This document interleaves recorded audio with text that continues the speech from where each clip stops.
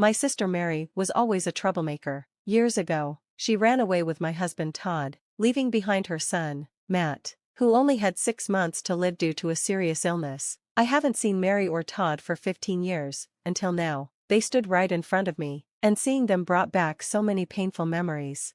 Todd laughed as Mary talked about Matt like everything was fine. Their attitude made me sick. Just as I was about to confront them, I heard Matt's voice behind me. "Mom, it's time to go." I turned and saw him, grown up and confident in a suit. Mary and Todd's expressions changed when they recognized him. "I'm Gemma, 40 years old, and I work in an office. I raised Matt, my nephew, after Mary abandoned him. I've cared for him for 15 years, and he's turned into a wonderful young man I'm proud to call my son." It all started when I came home one evening to find little Matt waiting for me with a note. Mary had written that she was leaving with Todd. On the table were divorce papers. I tried calling them both, but they didn't answer. I was devastated to realize my husband had run off with my sister, leaving me and Matt behind. Matt asked, "Where did Mommy go?" I hugged him tightly, heartbroken for the innocent boy. Mary had always worked hard as a single mom after her own divorce, but when Matt was 5, she came to my house, exhausted and in tears. She told me he was seriously ill and might not live more than 6 months. She couldn't care for him anymore. I offered to help. "I'll take care of Matt for a while," I said. Mary seemed relieved, and soon, Matt and I grew very close. At first, Mary would come back to visit, but over time, she stayed away longer and longer. Eventually, Matt was with me every weekend. I began to worry about Mary's absence. When I asked her why she stayed out so late, she brushed it off, saying she was just relaxing, but I knew something was wrong. Her behavior seemed irresponsible, and I couldn't understand how she could leave Matt so easily.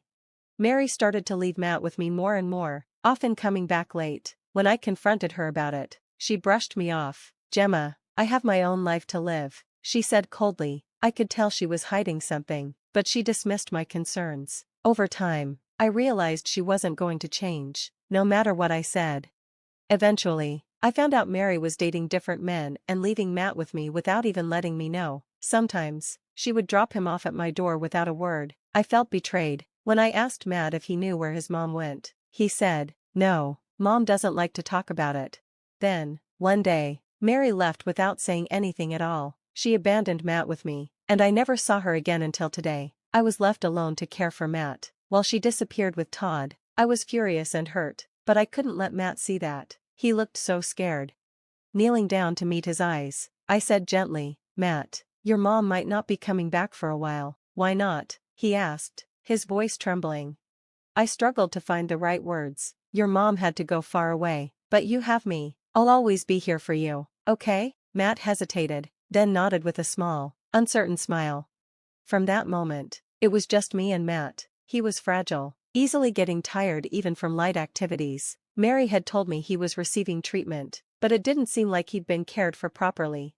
Worried about his health, I took him to the hospital for a checkup. That's when I learned the truth about his condition. Reflecting on his past, I remembered how Mary had only fed him things like jelly and bananas. When I asked if that was enough, she'd snapped, "It's all he eats, so don't give him anything else." The doctors explained that Matt's diet was severely lacking in nutrition. From that point on, I began learning about proper nutrition to help Matt get stronger. Every morning, I made nourishing soups filled with vegetables to ensure he got the nutrients he needed. At first, it was hard for him to eat much, but over time, he got better at finishing his meals. "Good job, Matt. You're eating more than before." "Thank you, I'm trying my best," he said with a shy smile. As he grew stronger, his confidence returned, and so did his bright spirit. I started taking him out for light exercise, always consulting the doctors to make sure it was safe. I just wanted him to have a chance at a long, healthy life. Matt's smile grew wider, and he began to enjoy himself more. Each night, I tucked him into bed and listened as he excitedly told me about his day. "Today, I played catch and threw the ball farther than before." "That's amazing, Matt. You're getting stronger every day," I said, proud of him. "It's all thanks to you, Aunt Gemma," he replied, his gratitude filling my heart with warmth.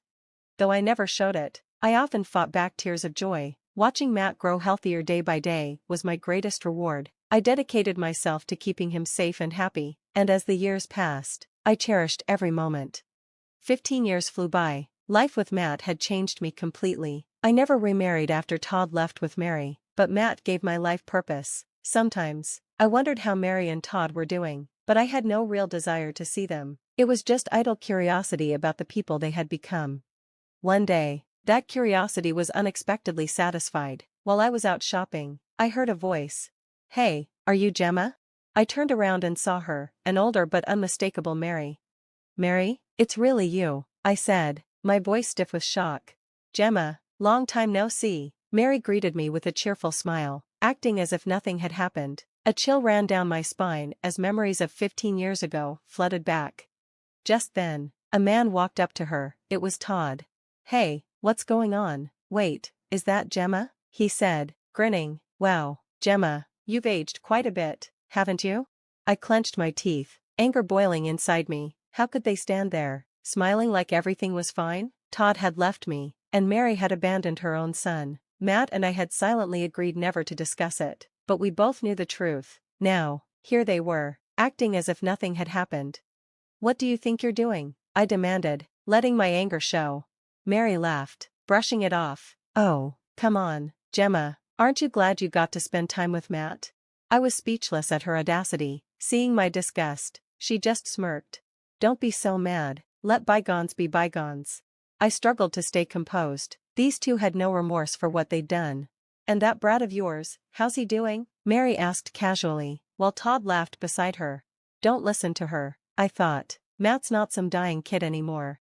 Todd's grin widened. "Still single, Gemma? Did you miss your chance?" "Mary and I are still madly in love." I didn't respond, refusing to give them the satisfaction of seeing me upset. "Are you still bitter about being left? You can't even ask for alimony or child support, can you?" Mary added smugly. I felt a strange sense of satisfaction in keeping calm. They weren't going to get a reaction from me. "Well," Mary continued, "Matt may have been a failed experiment, but our daughter is perfectly healthy."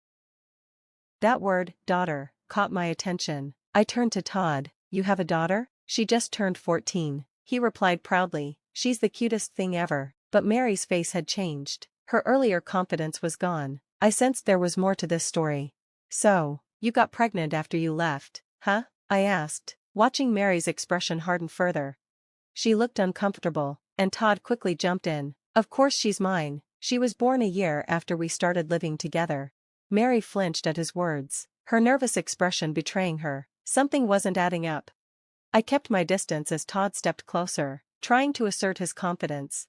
"Well, that's questionable, Todd," I said. "Mary was meeting all kinds of people while leaving Matt with me." Todd's expression shifted from smug to shocked as the truth began to sink in. I continued, recalling what I'd learned when I hired a detective to investigate them after they ran off. Mary had been seeing other men, not just on weekends, but even during the week, while I took care of Matt. She'd been going out, having fun, and letting others pay for her expenses, all while pretending to be a devoted mother. "No way," Todd muttered, his face pale. "We spent weekends together. How could she have had time to meet other men?" "During the weekdays, Todd, while you were at work, she was out enjoying herself," I explained. Todd looked at Mary, stunned. "You told me you were exhausted from working for Matt's sake." Mary stayed silent, avoiding his gaze. Todd's voice grew more strained. "Then why did you marry me? Was I just convenient?" Mary didn't answer, clearly hoping the conversation would end. "Let me guess," I added calmly. "Todd was the most financially stable out of all the men, wasn't he?" Mary's eyes widened in panic, and she shouted, "Stop it." Todd stared at her, anger and disbelief written all over his face. "Is that true? Was I just your ATM?" Mary's face turned red with embarrassment, and she didn't respond. "I even have recordings," I said, "of conversations with your friends where you called Todd your ATM." Mary froze, realizing the depth of her secrets that I had uncovered. Todd looked devastated, his voice trembling. "So, our daughter might not even be mine? That's ridiculous." Mary grabbed Todd's arm, desperate to convince him. "She's yours." Todd didn't look convinced, and I stayed calm. "You can easily find out with a DNA test," I suggested. Mary's face went pale, her confidence crumbling. "No, there's no need for that. She's Todd's daughter," she insisted. But it didn't matter to me. Mary's protests were meaningless, and Todd's trust in her was shattered. I was here for one reason, to stand up for Matt after how cruelly they had treated him. "Whatever you two decide to do is your business," I said firmly, but remember, I've raised Matt with love and care, and that will never change.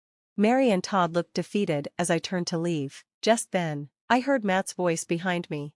Mom, are you ready to go? I turned and smiled. Oh, I'm sorry to keep you waiting, Matt. It's okay, let's go, he said, walking over to me. Mary and Todd stared at him in disbelief, struggling to recognize the confident young man standing before them. Wait, is that Matt? Mary asked, her voice trembling as she pointed at him. Matt stood tall in a sharp suit, healthy and strong, nothing like the frail child Mary had abandoned. Yes, this is Matt, I said proudly. He's 20 now and thriving. Matt's calm, steady voice followed mine. I remember everything, even though I was young. I know who you two are, my biological mother and her lover. Todd looked horrified as he tried to process Matt's composed but cutting words. But, weren't you supposed to be really sick? I thought you only had 6 months to live, Todd stammered.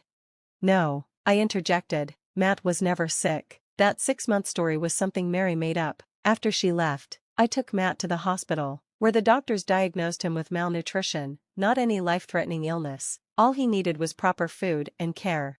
Mary's face turned bright red with embarrassment. I tried, but he was such a picky eater, she muttered weakly. Todd's expression twisted with disgust. Matt eats well now, I said. He's healthy, strong, and even played sports in high school, Matt added. And I'm studying to become a doctor, so no other kids have to go through what I did. Mary and Todd gasped, shocked by how far Matt had come. I had no idea. Todd mumbled. And there's no need for Mary to insult him anymore or call him names, I said, shooting Mary a pointed look. Mary glanced away, ashamed. If she had raised Matt, he never would have reached this point. She opened her mouth to speak, but Todd cut her off. I want a divorce, he said bluntly. Mary's eyes widened in panic. What? No, you can't be serious, she cried, clinging to his arm, but Todd's expression stayed firm. After learning how you neglected Matt and lied to me, I can't stay with you. Mary's voice grew frantic. It's all a misunderstanding. Gemma twisted the truth, but Todd shook his head. You treated me like an ATM, and now I see the truth. Mary tried to deny it, but Todd was done. I'm finished, he said coldly. He turned to me, his face filled with regret. Gemma, I can never make up for what I've done, but I'm truly sorry. He bowed his head in apology. I felt nothing. The anger and betrayal I once harbored had long since faded, replaced by the love and joy of raising Matt. I've moved on, Todd. Matt and I have our own lives now, I said firmly. With that, I turned back to Matt. Let's go, Matt. Yeah, let's go, he replied. As we started to walk away, Mary's voice called out, trembling. Matt, I'm so sorry. I regret leaving you all this time, she said, tears in her eyes as she stepped closer. Matt turned to her, but held up his hand to stop her. Don't, he said, his voice steady. I remember all the times you pushed me out of the house when strange men came over. Mary's face turned pale. Matt continued, his tone unwavering. And I remember the day you abandoned me. I decided then that I'd never forgive you. He looked her straight in the eyes. You're calling her mom? Mary asked desperately. Yes, Matt replied. Gemma raised me. She's my real mother. Mary stood frozen, realizing there was no chance of reconciliation. Don't ever try to see us again, Matt said firmly. Mary collapsed in tears as Matt and I walked away together.